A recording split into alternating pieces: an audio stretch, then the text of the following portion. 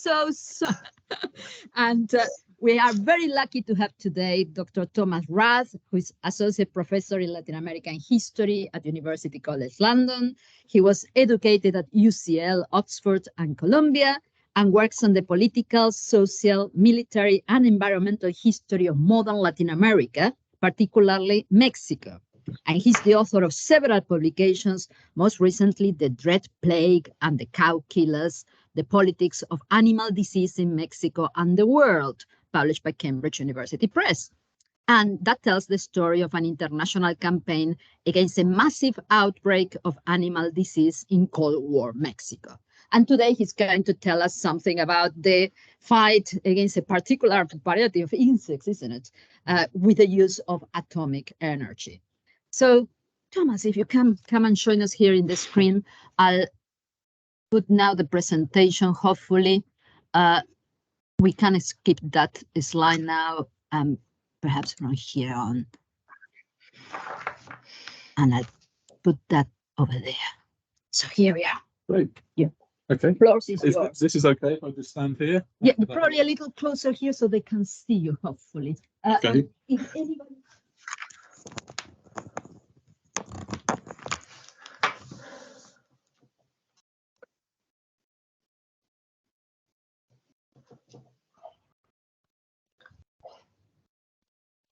Okay. Yeah, I'll get started. So yeah, thank you so much for the invitation. It's really nice to be here.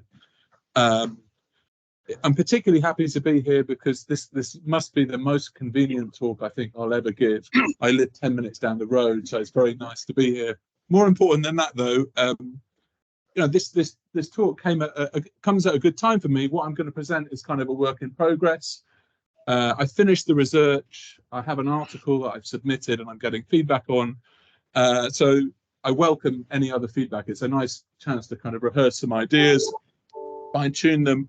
I particularly welcome it with this topic. I'm building on, in this paper, as hopefully will become clear, I'm building on some previous things that I've written, particularly that book about another livestock disease, which I'll get into. But what I'm doing here is kind of looking out from Mexico, which is my usual focus and what I really know about, and also trying to kind of think about where Mexico fits in broader histories of atomic science and the politics around that. And on that, I know less about that, I don't mind admitting, so I'm very happy to kind of try some ideas out and get some feedback.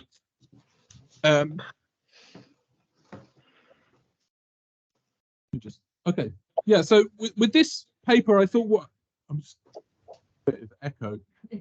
With this paper, I thought what I'd do is start, it's one of those stories where it's most useful to start at the end. And that's what this is. This is an image of a huge factory in Panama in Central America, which was built in the early 2000s and started operating in I think around 2006. And it's a huge factory that produces an insect known as the screwworm fly. And it's the centerpiece of a large piece of infrastructure, which is practically unknown, I think, outside of kind of a small group of entomologists, which is essentially a huge barrier of sterile flies, a huge fly curtain, it's sometimes called, which crosses flies which are distributed by air and which form a huge barrier across the Isthmus of Panama, and essentially an essential means of controlling the screwworm fly. So why? And that this fly barrier still exists. Billions of flies produced every month and distributed to make this sort of curtain of flies. What is the screwworm fly? Why is it worth controlling? It's a notorious livestock pest, essentially. Screwworm fly is a kind of blowfly. It looks like this, but the fly itself is not really the problem. The problem are that it's larvae. So screwworm flies, the females of the species lay eggs in wounded, warm-blooded animals, particularly livestock, sometimes people as well, though that's quite rare. And those worms then eat away at the flesh. They're flesh-eating worms. And if they're not treated with larvicide or in some other way identified, they will kill the animal, be it cattle, pig, a deer, deer as well, any sort of warm-blooded mammal. So that's the screwworm fly. How does this system control it? it's the most, probably the largest, the most impressive, and most certainly the most successful example of a technique known to entomologists as sterile insect technique, or sometimes called sterile male technique as well. What is this? There are several stages to this. It means you mass produce the insect that you want to control or eradicate in a factory like this. This involves lots of quite kind of technical stuff, which I don't know too much about. It also involves feeding the flies with, in this case, huge quantities of liquefied meat and blood. You then irradiate the flies with a dose of carefully calibrated dose of gamma rays to sterilize them, to render the males of the species incapable of reproducing. You then mass release them by aircraft, and the theory is, and it works basically, you overwhelm the populations of flies who have a life cycle of 2 or 3 weeks. So if you do this for long enough and you release enough sterile flies for long enough, eventually you bring the numbers down, if not to zero, then very close to it. So that's how this technique works. Why is this the end of the story I'm going to talk about? Well, because this barrier and this factory in Panama is the result, the culmination of a decades-long process, a technical, scientific, and I think also a political process, controlled, steered largely by the US Department of Agriculture. It's a process that began, you can think of it kind of beginning in Florida with the initial use of this campaign in the late 50s, and then it spreads to the US Southwest. And it gradually kind of radiates downwards in waves. This takes us up to 1984. Soon after that, the campaign is pushed further down to the southern border of Mexico, and then through the 1990s, it's gradually working its way through war-torn Central America, and eventually sort of culminates in Panama. So what I want to do in the rest of this talk is think about 2 key questions. How and why is this possible? How is it possible to bioengineer a gigantic swathe of the Western Hemisphere in this way, with this startling degree, and as I'll get into in a moment, unusual degree of success? And what I want to do in the rest of the talk is offer you kind of 3 different ways of telling that story, 3 different perspectives, not completely at odds with each other, but I think 3 distinct ways of telling the story. I'm going to talk about this program, this campaign, as one instance of a broader phenomena, which historians have called atomic agriculture. So I'll talk a bit about that. Second, I'm going to talk about this campaign as largely the product of US power and know-how, which, to the degree that there is a sort of narrative and a historiography about that, that's the story that tends to tell. And then thirdly, I'm going to add hopefully something a bit more original from my own perspective, and talk about how the campaign is also, to some degree, and to an important degree, also the product of Mexican actions, Mexican engagement and negotiation with US authorities. And I'm going to spend hopefully most of my time talking about that third aspect, because that's really what the more original thing I have to say. So first of all, this campaign, we can think of it as one instance of atomic agriculture. Is this a concept anyone has come across before, or a term anyone's sort of familiar with? I would have been somewhat surprised if there had been. It was quite an important phenomena in the 1950s and 60s, but it's been largely sort of forgotten about. What is atomic agriculture? This is the use of atomic energy, particularly radiation, gamma rays from radioisotopes, cobalt, particularly in the 50s and 60s, later cesium and other sources of radiation become important. It's the use of that source of radiation to modernize agriculture. And there's 3 particular aspects of this. One is the use of radioactive tracers in research, so you could sort of tag all kinds of biological elements and sort of trace how they work in different systems, chemical elements. So that's one aspect of it, use of radioactive tracers. Sterilization of insects, which I've just talked about, is another aspect. But the most sort of popular and widespread use of this was in plant breeding, actually. The use of radiation there was an idea that you could sort of irradiate seeds or use radiation to kind of increase crop yields in some ways. As I mentioned, this phenomenon is largely forgotten. It was quite appealing. I think partly this helps account for why it often seems so weird when you read about it. So that this is an example of, I would say, a kind of weird thing from a US magazine in 1957. This is a radioactive farm, or sometimes termed a gamma garden, where you have a source of radioactivity, cobalt in this case, cobalt-60, emitting gamma rays. You plant things around it, and you would, as a scientist, go up there and sort of then just see from time to time what this source of how it was affecting the growth of different plants. Okay, so it seems kind of weird. It really does seem like something from another age. And I don't mind admitting one of the things, not the most important thing, but one of the things that drew me to this topic is the weirdness of it, the strangeness of it. And I would I shouldn't be too defensive about that. I think it is actually a very interesting question to think about. What makes science weird? Why is some science weird and some science not weird? I don't have any good answers to that. It's one of the broader questions this project has kind of made me think about. So atomic agriculture is one of these things that was quite a big deal in the middle of the Cold War, we might say. It was largely forgotten, but it's not completely forgotten. And it's one of these things that there is a sort of growing scholarship in the last 5 years. Historians are sort of turning to this and trying to understand this phenomena. One of the things they've shown is clarified who are the key. Atomic agriculture is popular not just because of the sort of science. It has key, very powerful political institutional backers, and the most important is the US government and agencies which are funded largely by the United States, particularly the International Atomic Energy Agency, which is part of the UN. Before that agency, you may remember, became very prominent in the lead up to the Iraq War. It was they that were sending inspectors into Iraq. Before it had that role, one of its key roles in the 60s was promoting peaceful uses of atomic energy around the world, of which atomic agriculture was a key part. Okay, so we know a bit more about the key institutional backers and boosters for this idea.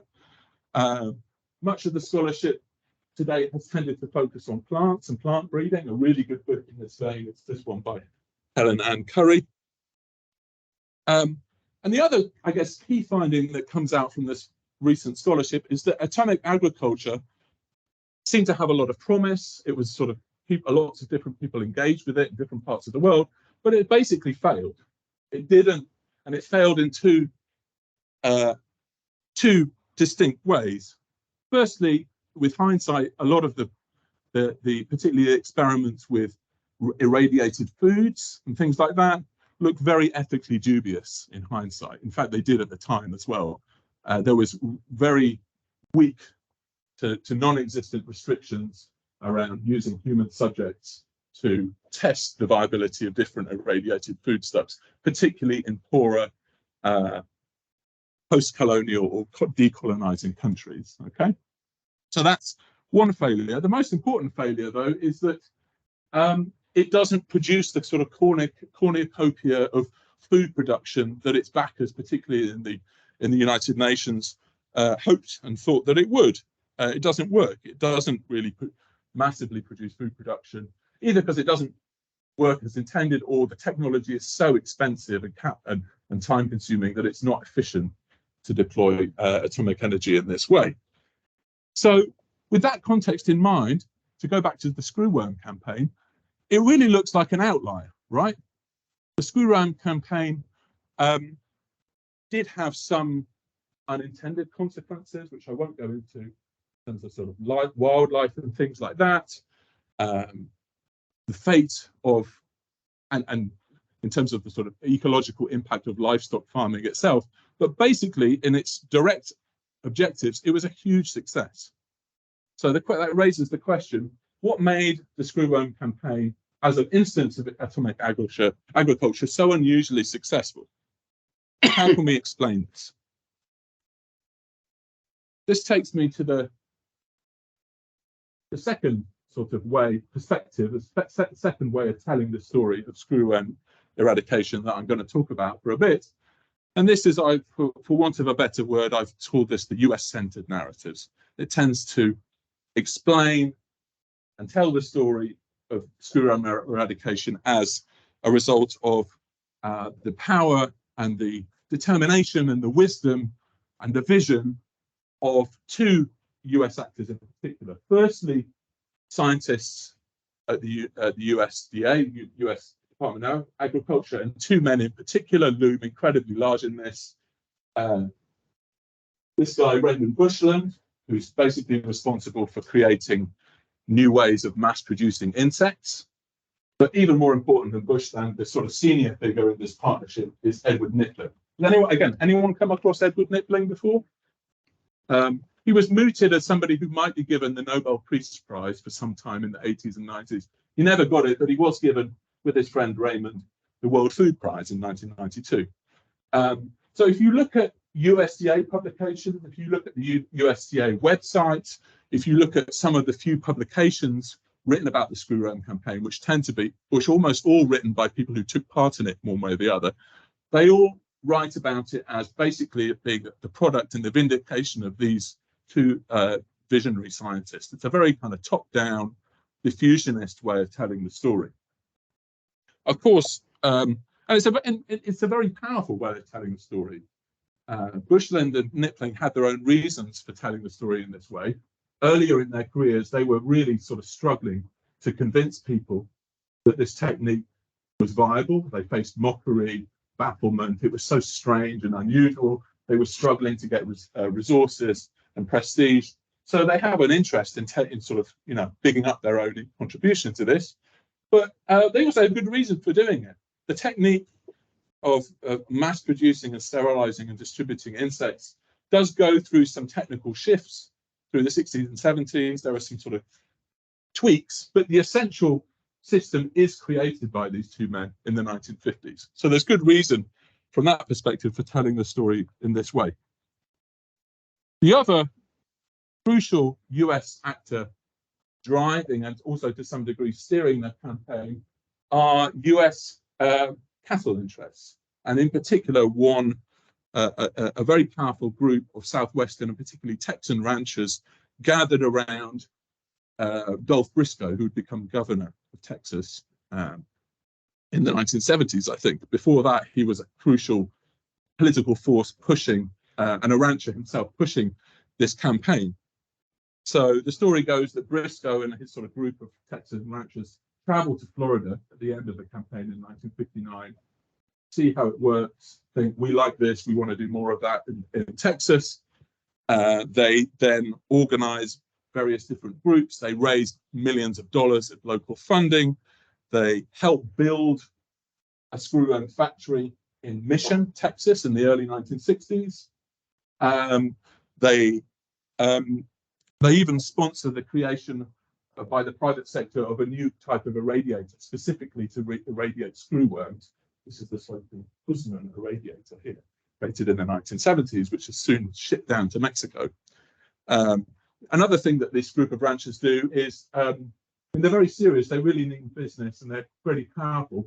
Every now and then, the US government gives the job of evaluating this campaign to some scientists in universities.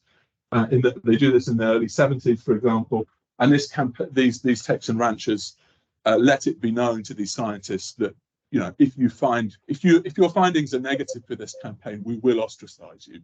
We will, in their words, send you on a one-way ticket to the moon. Right? So they mean business, and they're a very powerful group pushing this campaign. They're enemies of screwworm, not so much because of the direct costs of screwworm to ranching activities, the direct costs of sort of screwworm infestations, eventually killing cattle. What they really don't like are the indirect costs, the fact that they have to hire hundreds and hundreds of cowboys or cowhands to check animals all the time in ranching. But what they want to do in Texas, particularly in the 1960s, is move away from sort of more traditional ranching techniques where you have lots of cowhands checking animals all the time and lots of labor. They want to move to what we now know as sort of modern mass feedlot production, which is more capital intensive, less labor intensive, and is much more efficient, but tends to actually make certain problems of disease and disease control much more serious because you're crowding lots of cattle, millions of cattle in very tight spaces, and you're not really supervising them. So you have to, one of the things you have to do is feed them lots of antibiotics. The other thing you need to do is have some means of controlling screwworm, right? So their enthusiasm for screwworm control is quite closely tied, I think, to their wish to shift towards sort of capital-intensive feedlot production, which is happening in the US Southwest in the 1960s. So I've talked about the interests of scientists and entomologists in the USDA in pushing screwworm eradication. I've talked about this very powerful and resourceful group of cattle interests in the United States. The problem is with these, it does explain quite a lot, but the problem is there's no room in these narratives for Mexican action, right? Or agency, if you want to use that term. The image we get from these narratives is of Mexico as a kind of rather static, perhaps backward recipient of a superior technology. In other words, we get what science and technology studies people would call, it's a classic narrative of technology transfer. You have a great superior technology and it just sort of diffuses out to places which don't have it and can use it, okay? That's the underlying narrative here. And as I've tried to show in this image, I mean, this is quite a popular propaganda image of the United Nations, the International Atomic Energy Association, who actually held one of their first conferences in Mexico City in the early 1960s, advocating atomic agriculture. But the propaganda did tend to present the technology as something that sort of came to a backward place, who were, you know, where Mexico doesn't really seem to have any particular agency or engagement with this, right? So this is a problem, because of what as I'm going to talk about in this sort of final third section, Mexican officials, Mexican scientists, Mexican presidents even are not passive in the face of screwworm eradication. Their interests and their actions shape the project in quite important ways, and in ways which are going to be particularly evident if we look at the screwworm campaign itself, but also if we think about earlier experiences and a longer history of cooperation and conflict with the US Department of Agriculture. So what I want to do in the rest of the time that I have is talk about three key factors or three aspects which informed how Mexico engaged with the screwworm eradication and shaped the course of the campaign. So the first point I want to make here is that Mexico is, in the most general terms, actually pretty receptive to screwworm eradication because it overlaps substantially with its own projects of modernization of agriculture and of its vision of the role of atomic energy in the world as well. So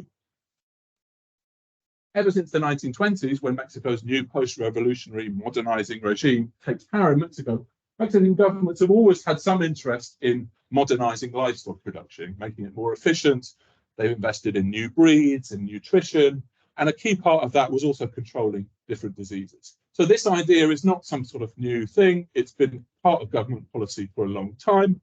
Had all kinds of problems carrying out that project because it often seemed to conflict in practice with some of the other things that a post-revolutionary government wanted to do in Mexico, which was distribute land and break up large estates, which tended to put ranchers' noses out of joint. They didn't like that. But this idea that the government has a role in modernizing ranching and disease control as part of that is very well established. When we look at Mexican attitudes and sort of discourses around nuclear power and the atomic energy, there's also screwworm is also a very good fit for that in the most general terms. By the early 60s, or even really by the late 50s, Mexico had become, on the diplomatic stage, a very prominent advocate for the peaceful civilian use of atomic power.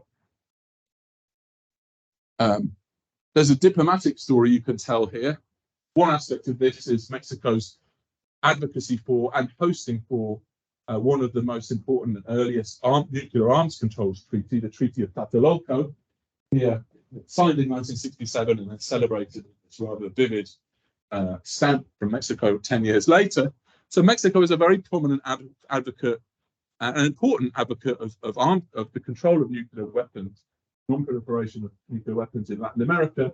And it's able to do this because it's channeling its own long traditions of sort of multilateralism and also a region-wide horror at nuclear weapons that is only given more, which becomes even more pronounced as a result of the Cuban Missile Crisis, which, in the words of Renata, my colleague Renata Keller, really wasn't just a Cuban Missile Crisis. She calls it a Latin American Missile Crisis. That crisis attracted the attention and elicited horror from publics around the hemisphere. So that's one aspect to this. But while Mexico is very hostile and works against the proliferation of nuclear weapons, it's conversely really quite receptive to the idea of the peaceful use of the atom. So to give you a few examples of this, this is I mentioned one of the first conference in Mexico City in the early 1960s. These are some courses that begin at the National University in the 1960s, focused on peaceful use of atomic power. This is an image of a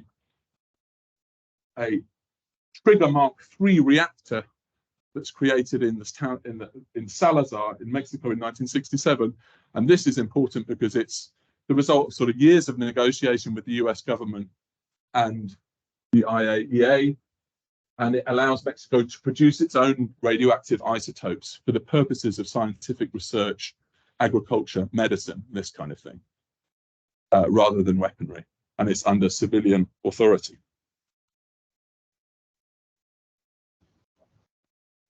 So all of this means that screwworm eradication, the use of irradiated, sterilized screwworms, is all very constant. It's not very difficult for Mexican officials to portray this project as being consonant with this broader vision of the atom as a factor of peace, in the words of President Luis Echeverria. You can see this in speeches, but I think the best and the most compelling example, and again probably the weirdest example that I found that that shows this is the campaign propaganda.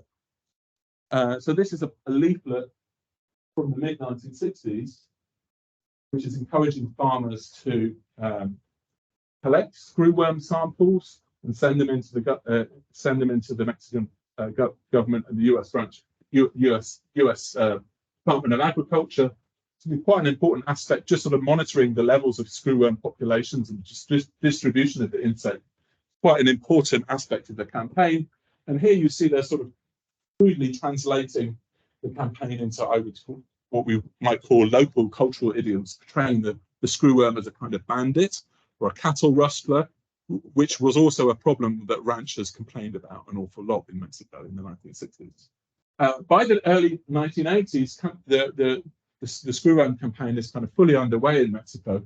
And I find this leaflet particularly interesting because it shows that, at least in the minds of the campaign's propagandists, they weren't particularly shy about the atomic aspects and the use of radiation, which is sort of in this campaign. I thought that they might be sort of trying to sort of conceal it, or but actually it portrays a kind of weird, inverted, but very positive image of radiation. So here are the flies going into the factory. Here they are being sort of zapped with radiation, and it's rather than having the effect of what it would have in reality, which is often weakening the flies and limiting their their metabolism and their ability to reproduce. It actually sort of supercharges them with energy, and then you get these flies coming out who are dressed a bit like policemen / cowboys, and they go around rounding up the screwworms. Okay, so it's sort of weird and funny, but it doesn't, from my perspective, it betrays a real confidence in the Mexican public's appetite for the idea that radiation can be a positive, constructive force.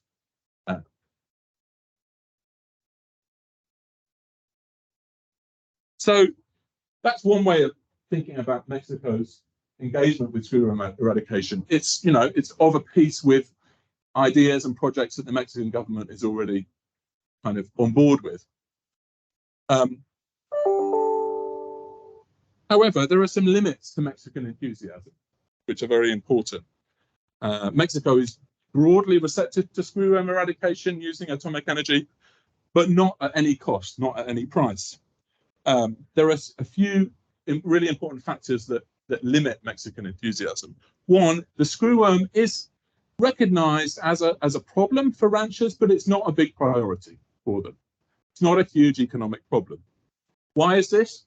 Partly because they've got other things that they worry about a lot more: land tenure rights, cattle rustling, other diseases that which they see as even more damaging and more basic to control. But it also has to do with the relative size of the livestock sector in the Mexican economy, but also the nature of the rural labor market.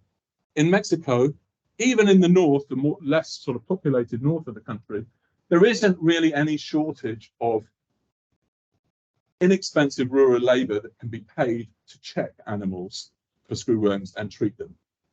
This is the case even on the large ranches of the north. But once you get into the central area of Mexico, which is more densely populated and at a higher altitude, don't need to go into the geography too much, but there's a lot of smallholders, and there, and peasant farmers, and there, it's an even simpler matter to routinely check animals for screwworm, right? So and the idea of transitioning livestock production to this mass intensified, capital intensive feedlot system is years and years away in Mexico. It's not being contemplated because of the relative cheapness of rural labor, essentially, right? So that means the screwworm is an economic problem, but it's not a huge one. It's not a priority. Secondly, the screwworm technology, this factory technique and the use of radioisotopes to sterilize insects, it would be useful. The Mexican government concedes it's useful for us to be able to train our scientists and our technicians in this technique, but it's not crucial.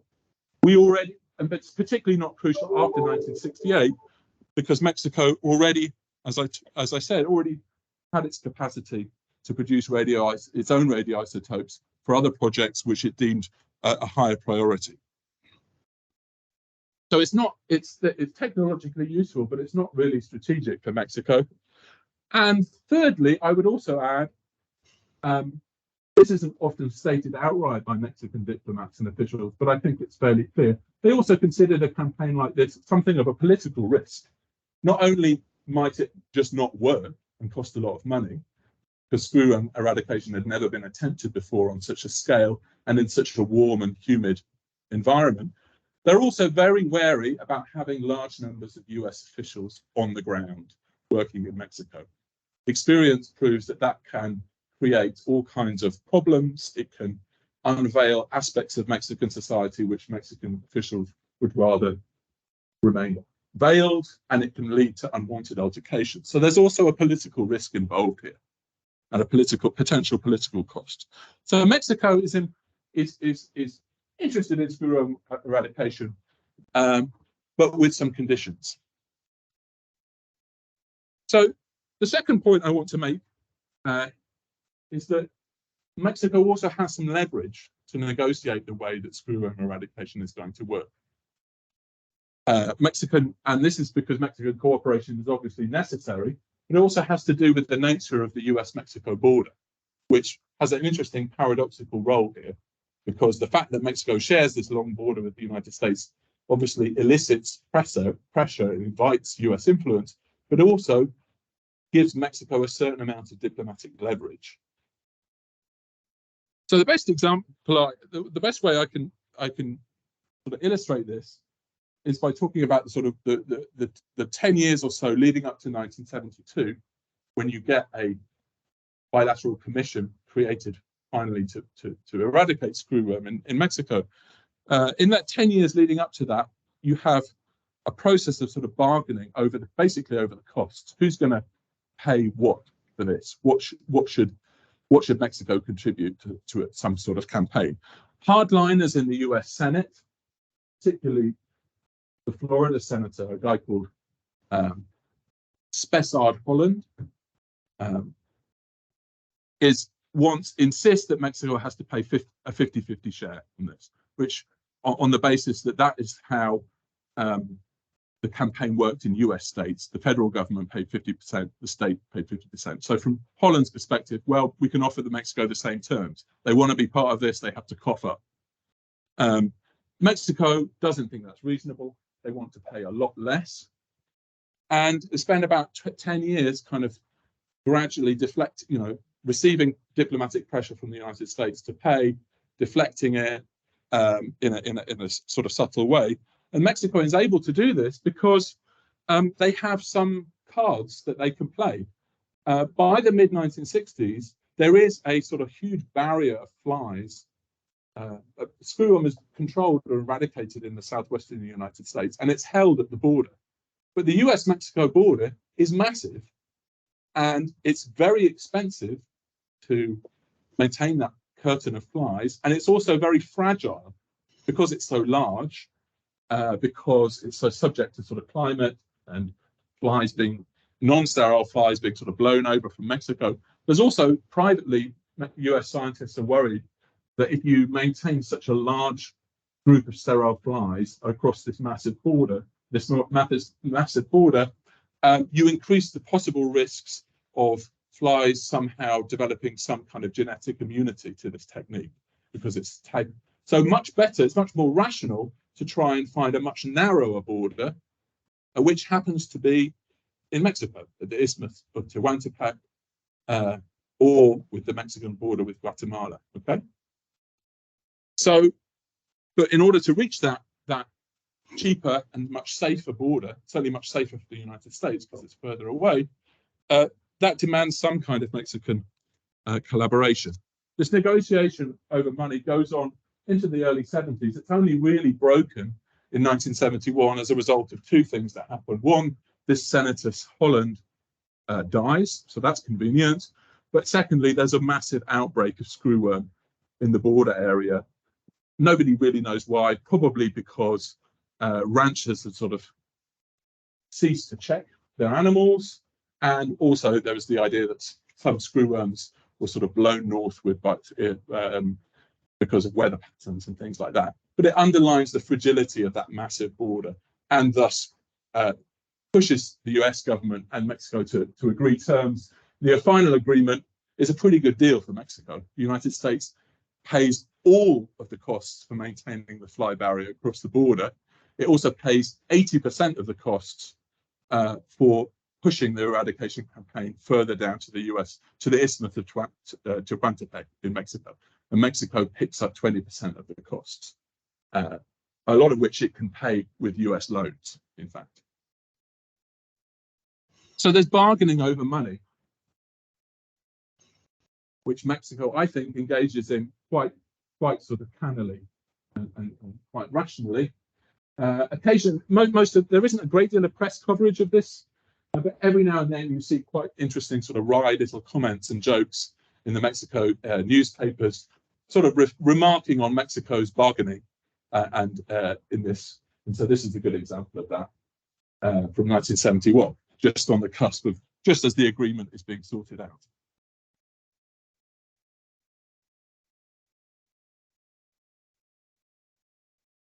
So I've talked about Mexico's own understanding of sort of atomic and rural modernization. I've talked about the leverage that Mexico enjoys in this negotiation, particularly over financing, as a result of really of geography. And the final factor I want to talk about just quickly is earlier historical experiences, earlier campaigns against other kinds of livestock disease, and one in particular, which was the campaign against foot and mouth disease, aftosa in Spanish,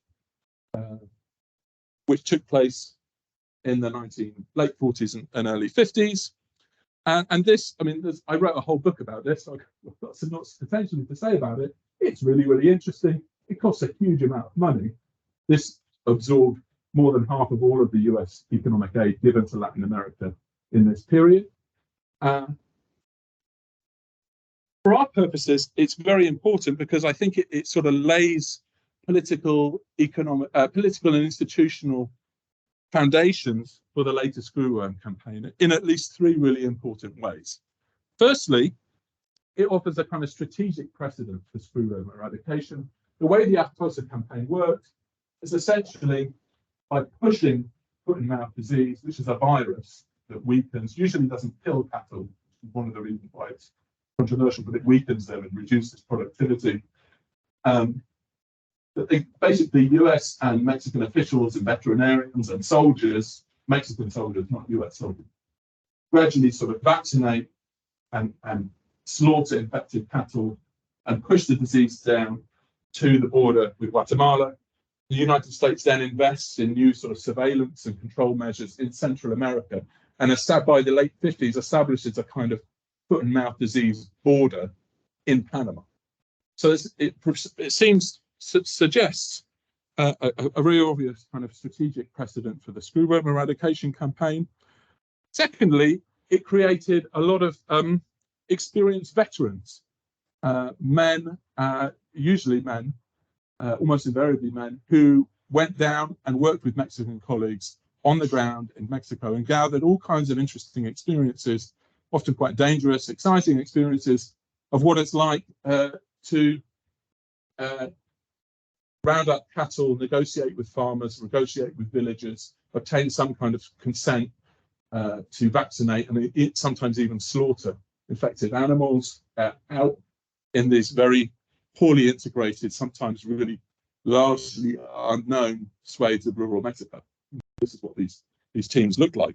So it produces a lot of experienced veterans who then go on to work with the screwworm campaign, both from the United States and from Mexico. There are also kind of veteran institutions. There's a sort of scientific infrastructure that's created by this earlier campaign. One particularly important place is an animal disease laboratory that's created to run the vaccination campaign in Mexico. That is then repurposed in the 1960s to be used in screwworm eradication. So it leaves veterans. But I think the most important legacy left by this campaign is it's harder to pin down, but I think it's much more important. I think it teaches or sort of inculcates a certain political awareness and an awareness of the constraints that US officials are going to have to work under if they're going to get things done in Mexico. It sort of inculcates habits of compromise, which I think otherwise might well not have been there. It does this because although the Atossa campaign is eventually successful, it's extremely conflicted. It's conflicted because some villagers and farmers don't want their cattle vaccinated. They certainly don't want them slaughtered. That's why these crews carried guns. It wasn't just to shoot the cattle, it was also to defend themselves. So it's very conflicted. It's also there's a huge conflict over policy as well between the Mexican and the US governments. The US government wants to slaughter most of the cattle and indemnify owners. The Mexican government is much keener on vaccination, which it sees as much more politically viable and popular. So and eventually only succeeds because the Mexicans basically win that dispute over policy. Okay. So it teaches habits of compromise because of our earlier history of conflict. Give you just a couple of examples before I finish about how this works.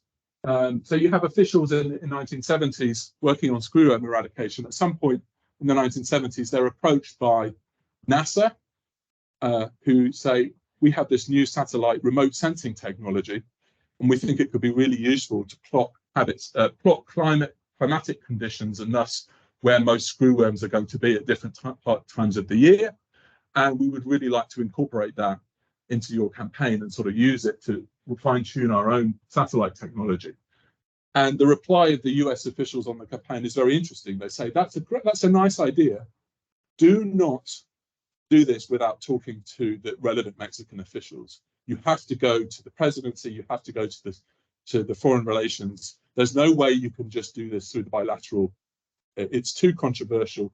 You have to do this by the letter. NASA is very annoyed about this. They think, well, whatever, it's a US campaign anyway. We're paying for it. Just let us do our experiment. They say, no, you have to do this. You have to do this in a diplomatic way that's not going to create political problems for us. And in explaining this, they sort of refer to their long experience of working in Mexico and knowing how things work.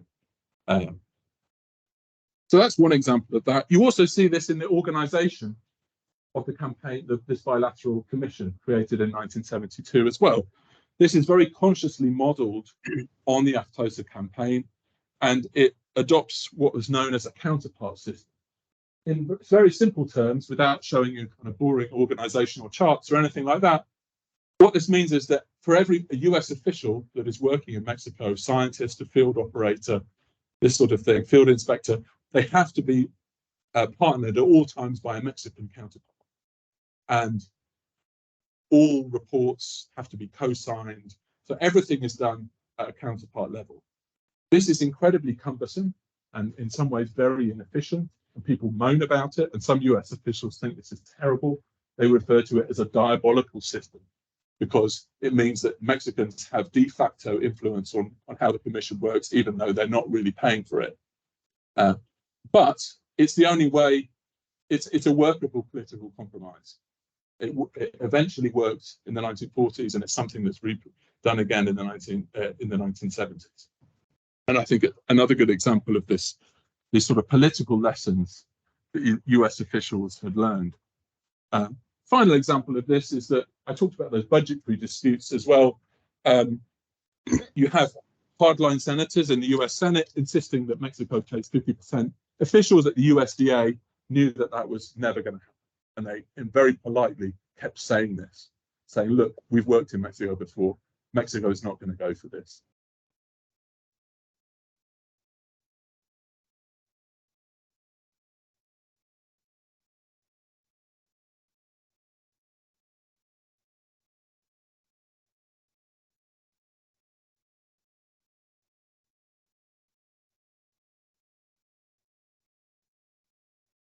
It worked like kind of, I talked about for quite a long time now about a fairly sort of niche subject taking place in somewhere that's quite far away.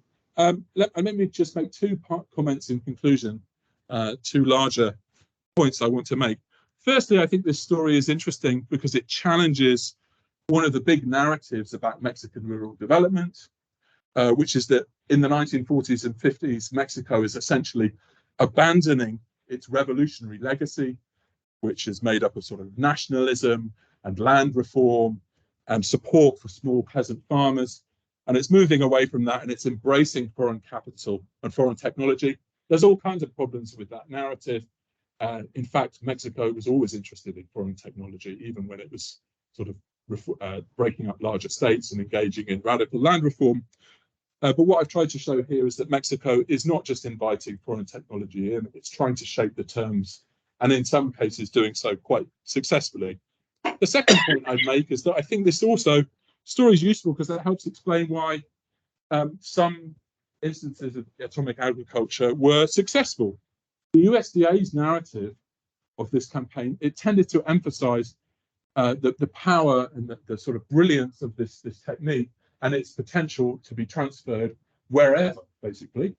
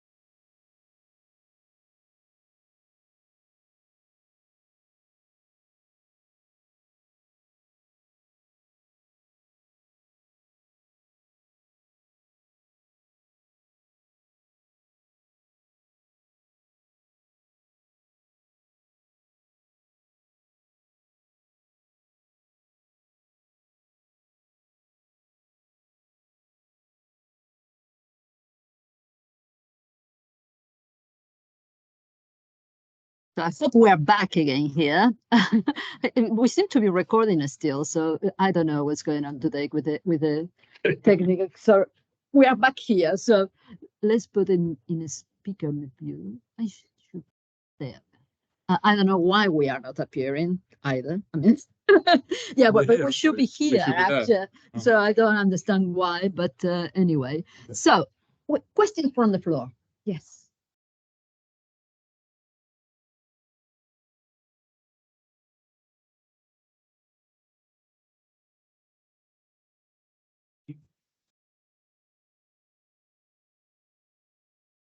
Considering what her book is about, the degree to which, the extent to which the story of DDT and US chemical interests intersect with the story you've been telling us about atomic agriculture. Yeah, that's a great question, and there's a whole bunch in my wannabe article. Let's talk a bit about that, and I've cut it all out for the purposes of brevity for this talk.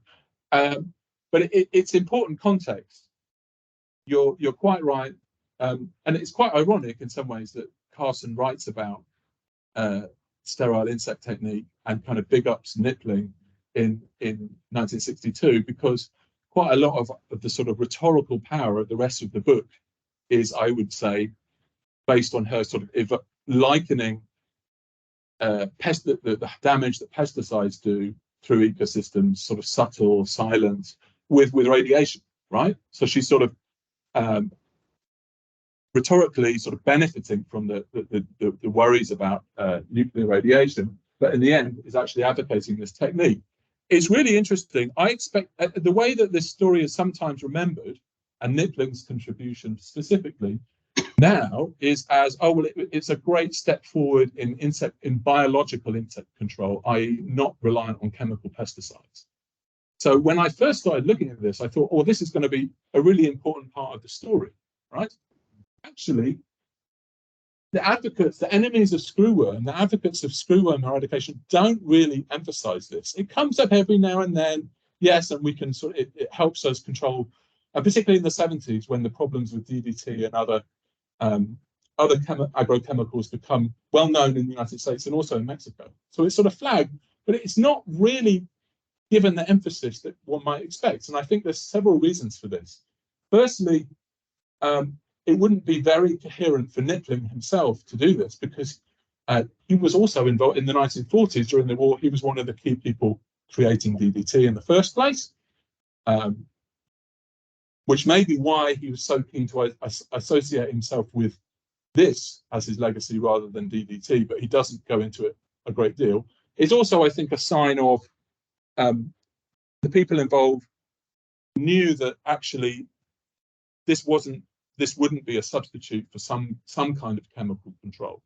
It could be part of an ingredient in a more integrated sort of pest control, but it's not going to ever sort of mean you don't need some sort of larvicides or some sort of agrochemicals, which hopefully hopefully safer and more targeted than DDT. And I think the other reason is that they are very wary of the pesticide lobby, which is incredibly powerful in the US Senate. And so if they present this too much as a big alternative to agrochemicals, they're not going to get very far in securing funding.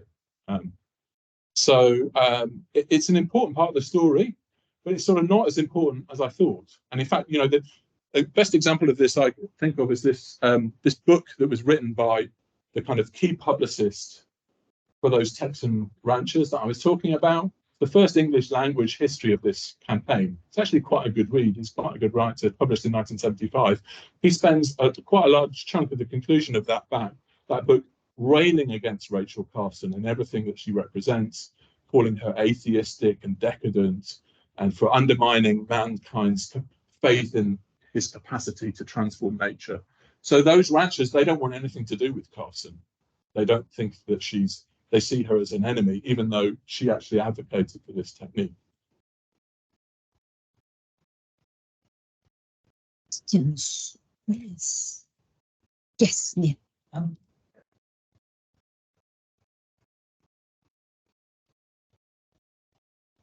Side of the atomic energy produced that we can subject.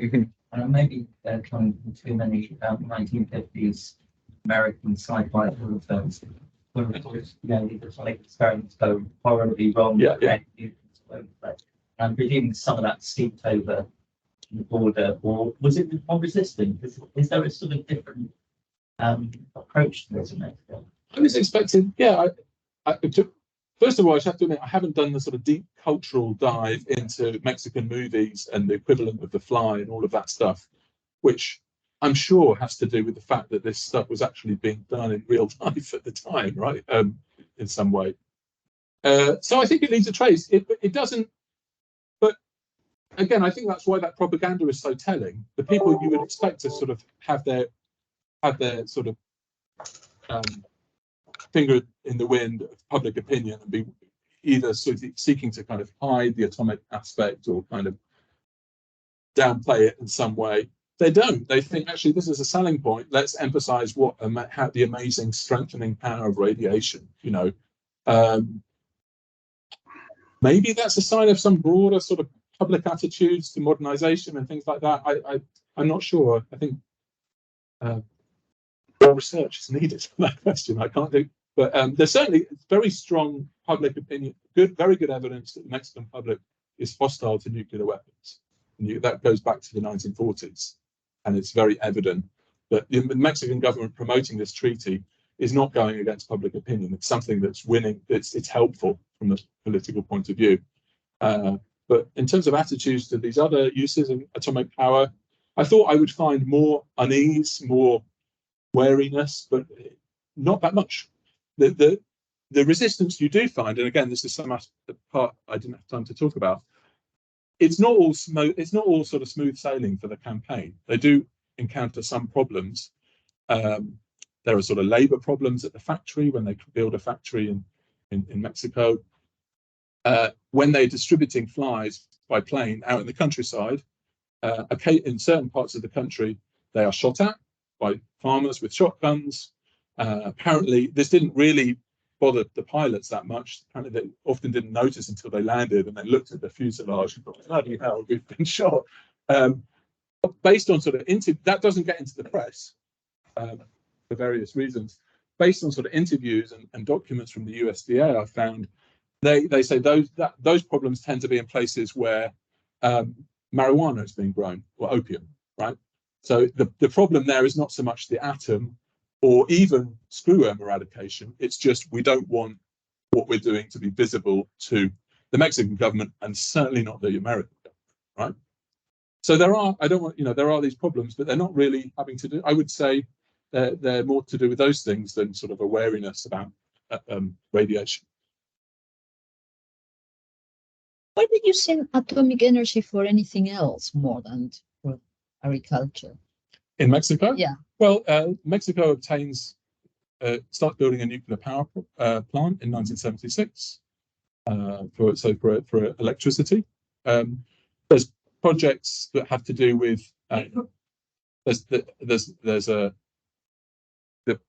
they think about creating a huge desalination plant in Mexico using radioactivity. I'm not technically skilled enough to explain to you how that works, but that was an idea. And then in the end, the Mexican government say, this is not worth the money. It's too expensive in the mid-60s.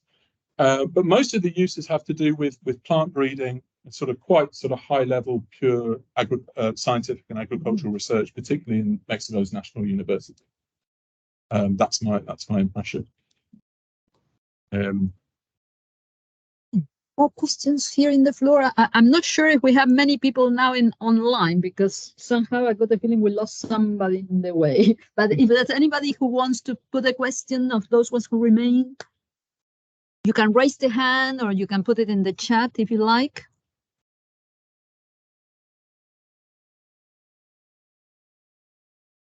And seem to. I hope you're at least listening to things. Those ones who still remain there.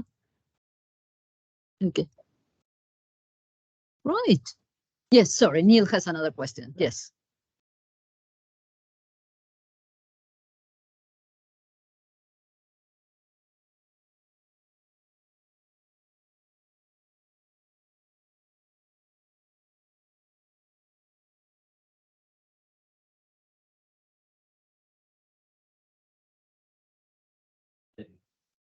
I don't understand always an up and down relation.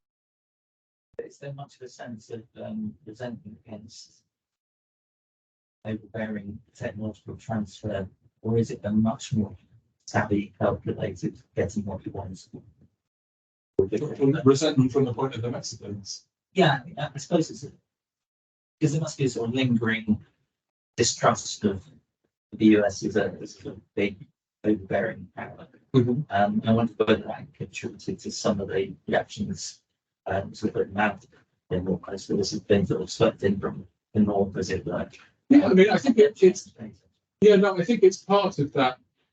It you know, with the foot and mouth campaign as well, and the resistance, that riots, rebellions, that kind of thing, and then I talked about, you know, planes being shot by, you know, opium farmers as well. I think it plays into it. I wouldn't overdo that though, because I think people can go overboard with sort of anti-Americanism in Mexico. It's there, but it's not necessary. It's not sort of necessarily the dominant or overwhelming political factor, and it's counterbalanced by an awareness that, you know, the United States is a source of, you know, investment, know-how, all kinds of things. So it's there. Mexican politicians do need, I think, are aware they need to. There are political costs to mismanaging that relationship, and so they do need to carefully think about what, you know, if you, I mean, the classic example of this is US boots on the ground in Mexico, right? This is always a taboo, and it's one that US officials for a long time sort of don't really understand. Why are they so bothered if some of our soldiers go and operate something there? That's because Mexico lost a third of its territory to the United States and was invaded again twice in the 1910s, right? So this becomes an issue in the Second World War. There are these disputes about with the United and Mexico successfully basically blocks US pressure to station US soldiers, uniformed soldiers, at various radar stations on the Pacific coast. So it comes up time and time again. It's something that I think the Mexicans are very aware of, and therefore sort of try and create these institutions that are going to allow a US presence, but make it kind of controllable, something that they can monitor very closely. I would say the US officials are often not that aware of that, those constraints, because they're busy. They've got other things to think about and worry about. But I think this campaign against Aftosa, among a sort of the group of 3 or 4 dozen officials who are very closely work on it, it really does ram home that lesson very, very clearly.